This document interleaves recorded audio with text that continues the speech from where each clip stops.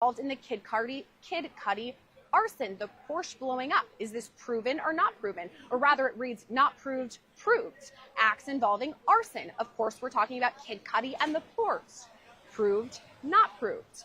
Acts involving bribery. We're, of course, talking about Eddie Garcia, the Intercontinental video. He testified on the stand talking about $100,000, the cash machine going through and it being counted. Was this bribery? Not proved or proved.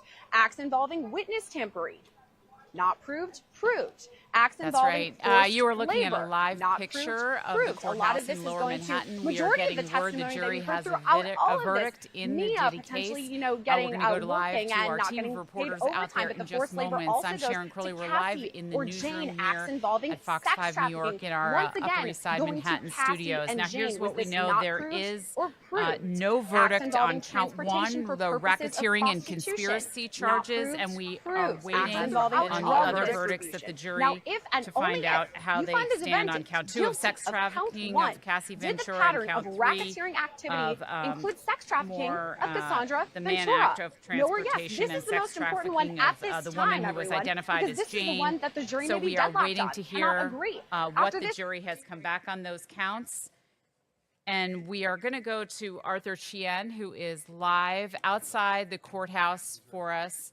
And he is ready to talk to us now to bring us the very latest. Thanks, Arthur, for being here. What can you tell us about what's happening? All this unfolding just really at 4:36, just about 10 minutes ago, we got word. We understand that Yes, this is happening very quickly, Sharon. What can we tell you? This was the second day of deliberations for the jury, but it was the first full day. There have been several notes that they've sent out, and the most recent note, what we do know is that the jury is in agreement on 4 out of the 5 counts of this indictment. There are 5 counts altogether. We've been going over the fact that there are 3 categories, and it seems like entirely in the second and third category, which are counts 2 through 5, the jury has reached a verdict. We do not know what that verdict is, guilty or not guilty, and they don't all have to be one, right? He may be guilty of some of the 2 through 5 and not guilty on the others. But what's clear is that they have an agreement on counts 2 through 5, but that they are unable to reach an agreement on the first and probably what would be considered the most critical count of the indictment, and that is a charge of racketeering, for which, if found guilty, Sean Diddy Combs faces up to life in prison for. So right now, the court is trying to decide what to do about it. There is indication that the defense for Mr. Combs does not want the partial verdict. They want the jury to go back and consider that first count fully. And given past experience, that might be what the judge wants too. He wants this done as one entire piece rather than breaking this up into several little pieces. Now, timing is important here. Friday is a national holiday. This court is usually out for July 4th. This is also a court, because it's a federal courthouse, that would usually be closed on Thursday too. The judge in this case has said to the jury, if you need Thursday, I will open it up to you. Now, that's the court's position on it. For those who have been jurors in this case for more than 2 months at this point, maybe they want to be done with it. So they would still have tomorrow if they want to continue working on count 1. But that's where it stands right now. We can talk about the nuances of that first count if you want to, Sharon. Up to you. I want to ask you, Arthur, a little bit about what happened today. I saw that the juror had more questions. The jury wanted to know specifically about some of Cassie Ventura's testimony and some of the corroborating witnesses, some of whom testified that they heard violence against Diddy and Cassie Ventura, and that was part of the testimony. They seem to want to go over some of that, which could prove critical to how they make a decision today. Right. So what that would indicate from the outside is on counts 4 and 5, which had to do with paying sex workers to cross state lines for prostitution. There are a lot of legal analysts, and also our own Lisa Evers has said that that part of the case seems pretty solid, right? Because there are receipts people got on flights. The other part really relates to how the jury would find Sean Diddy Combs guilty of racketeering if they do, in fact, find that. And in order to do that, they have to find 2 elements of a crime that feed racketeering. It includes bribery, it includes arson, it includes kidnapping, it also includes drug distribution. And that was one of the notes, if you remember, that the jury asked the judge for clarification on, and he said, follow the jury charge. We went over that jury charge paper. and the last sentence, and it said, sale is not a required element in drug distribution, meaning a person didn't have to pay in order to get drugs, possibly from Mr. Combs himself or from one of the people working with him or working for him, and that seemed to favor the establishment of one of the two critical elements in order to find him guilty of racketeering. But obviously they don't agree on that right now. Yeah, so Arthur, let's just remind our viewers who might be just joining our live stream here from the Lower Manhattan studio that, Sean Combs, known as P. Diddy, facing 5 felony counts, 1 count of racketeering conspiracy, 2 counts of sex trafficking, 2 counts of transportation to engage in prostitution, in a long and a trial where we learned a lot about this mogul and his personal lifestyle, and that of course was part of the defense, right? They were saying, well, you may not like what you heard about how he acted, but the defense argued all this was consensual as we listened to what unfolded over the last couple of weeks, right? Right, they even went a step further. Was he a domestic violence? Did he commit domestic violence? Yes, that harrowing video from that Los Angeles hotel showed yes, right? And they even said, right, his life is ugly, but is it a federal crime? They did not argue that there are certain facts in this case. It was just a perspective, and they did not call a single witness, including Mr. Combs. All the witnesses in this case, about 3 dozen of them, were entirely called by the prosecution. So that was the approach, which is we don't disagree. It's about whether or not this was a federal crime. And let's talk a little bit about the prosecution and what they laid out over the course of weeks and all of those witnesses. Of course, their key witness, so unique, Cassie Ventura, they wanted to get her on the stand because she was about to give birth to a baby, and she, of course, was central to this, and the woman, of course, seen in that video over and over again. Let's talk a little bit about the prosecution's case. The prosecution's case was that Sean Diddy Combs used his power and influence in order to create this one-man racketeering operation. Because of his overwhelming power, because of the money that he had, he was able to create this enterprise. That is their main contention. Those are the witnesses that they called. They were like, I was under pressure. I had to do it. Look at how powerful he is. If I want to succeed in the music industry, much like with the Weinstein case, just a block from here, I had to do it, right?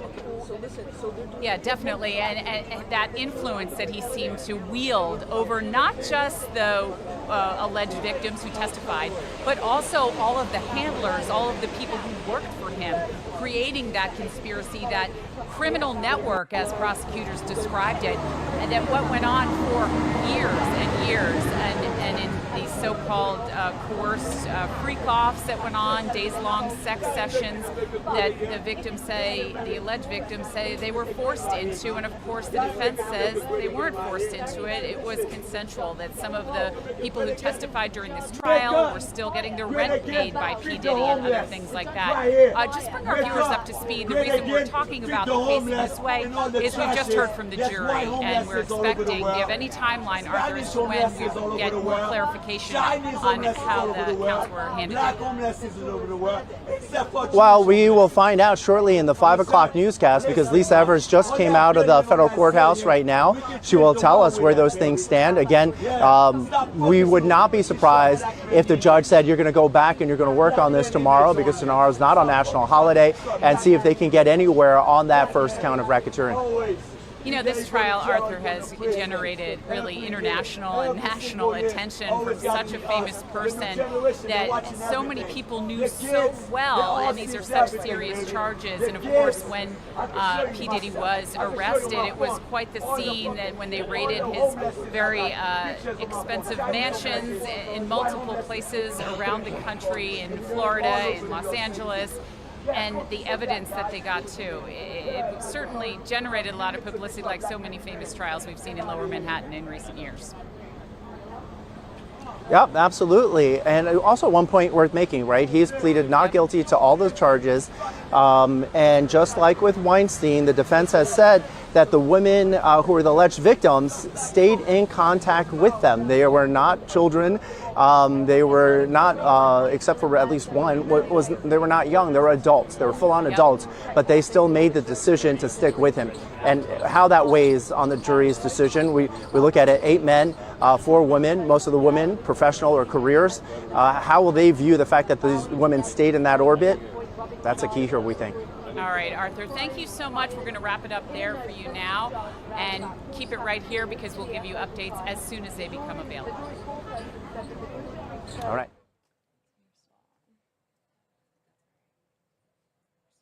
So we're going to get to Lisa Evers, as you heard Arthur say, in just a second here. As soon as we change out the cameras, we're taking a live look at Lower Manhattan, where you can see it's been raining out there. There's a lot of people. I've been down to the courthouse myself, and I can tell you that when you're down there, not only are there attorneys and reporters, media from all over the world, there's also a lot of people who are both fans of P. Diddy and also onlookers who just kind of want to be part of the excitement. There's not just a courtroom, but there's overflow courtrooms that are just packed with people, not just journalists and not just attorneys, as I said, but people who want to see what's going on. So as I said, this case has drawn a lot of attention. I see Lisa Evers, who's in front of the camera now, so we're going to get with her in just a second and find out exactly what the very latest is. I think she's going to dial in. Is that right, no, Alex? Once we're about to go up into our 5 o'clock newscast. Oh, great. And we'll share their live report from there. Excellent.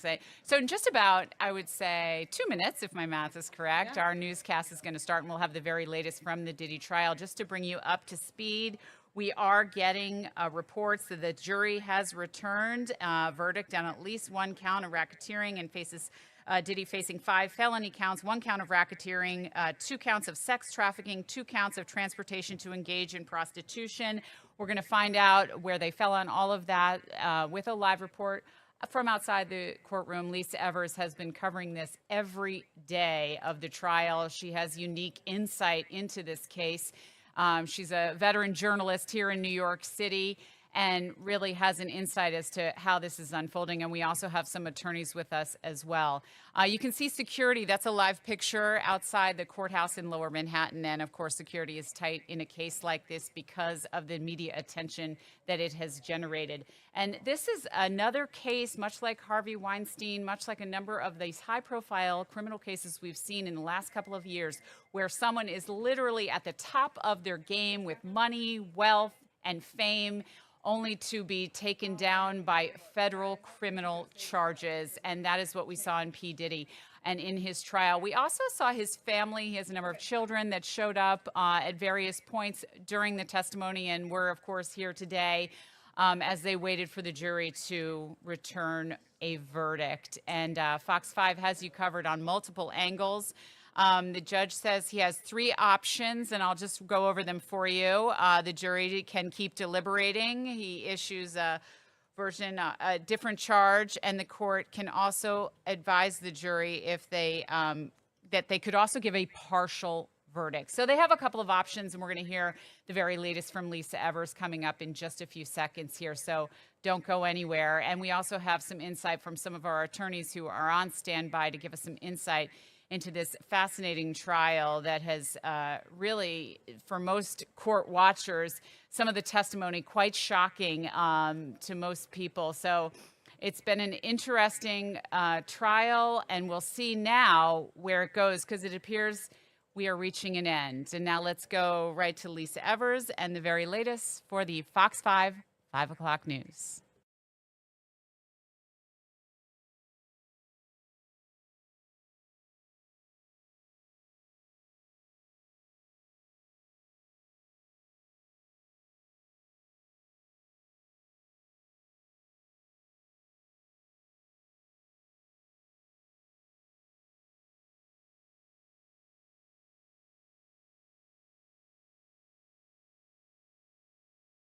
Include RICO, racketeering, also sex trafficking. So you can see just a couple live shots right now outside of the courtroom. We'll see if anyone talks about this as it comes here just past now 5 o'clock on the East Coast. Let's continue on to dissect some of these because, as we know, 2, 3, 4, and 5, reportedly the jury reaching a verdict on this, and the defense and prosecution also pushing the jury to try to find a consensus on that first charge, that racketeering, that RICO charge. So we're following it here on Live Now from Fox. I'm going to take you right now out to our Fox 5 team there in New York that's diving into the latest. In this case. Let's get right to Fox 5's Lisa Evers outside the courthouse following the developments. Lisa, we're hearing that the defense is fighting to keep the jury in deliberations right now, not taking a partial verdict. There's no verdict on count 1, which is the most serious charge of racketeering conspiracy. What are you hearing? Well, right now it appears that both the prosecution and the defense are fighting to keep that jury to continue deliberating. But let's roll it back just a few minutes, like just a half an hour or so ago. We saw Diddy's family, that some of the kids running towards the court entrance to go back into the entrance. The jury was told the court that they could not reach agreement on count 1. That's the first charge. That is the charge of RICO. That's the racketeering charge, which all the legal experts that we've been talking to here on Fox 5 these past weeks and actually a couple months have said that will be the most difficult. It's also the most significant because that's the one that could send him away for many, many decades. Now, they did say they reached agreement. The jury claimed that they reached agreement. They reached a verdict on the second charge, which is 2 counts of the sex trafficking charge and 2 counts of the transportation for prostitution, which is the third charge. So they've reached agreement on everything except that RICO charge. We don't know what their verdict is on those charges yet, but now both the prosecution and defense, everybody's back in the courtroom right now, which of course we can't be in and we're not allowed to be live in, obviously. But they want both sides, it appears from the latest reporting that we're able to get, that both sides apparently want those, they want them to go back and continue deliberating. So we've heard about these partial verdicts, most recently in a state case with the Weinstein verdict. But let's go right now to criminal defense attorney Seth J. Zuckerman. He's joining us here at our pop-up studio across the street from federal court. And Seth, you just came from the DA's office. You're